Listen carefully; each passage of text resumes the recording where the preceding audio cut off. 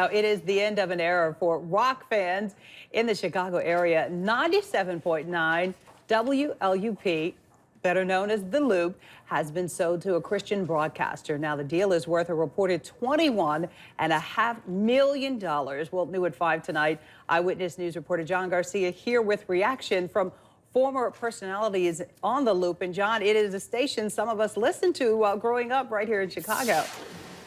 Including both of us, Cheryl. Yeah. There is probably no more iconic radio brand in Chicago than The Loop. The station in its prime attracted huge audiences of young people, and it has endured more than 4 decades until today. The studio is empty tonight. Automated rock and roll plays for a couple more days, but the people who made up Chicago's iconic rock radio station are packing up and leaving the building. The Loop got sold to a Christian, it's going to turn into a Christian station. Meantime, down the hall, one of the legendary voices of The Loop in its heyday, Steve Dahl, is on the air at WLS-AM. From the moment I got to town, that's the station I wanted to be on, and that's the station that made me what I am today. Dahl says one of his favorite memories of his time at The Loop was the legendary disco demolition night at the old Comiskey Park in 1979. Chaos ensued after they blew up disco records on the field, forcing the Sox to cancel the second game of their doubleheader. It took The Loop to bring down disco and God to bring down The Loop. That's because The Loop is being sold to a Christian music station, which will operate as a not-for-profit.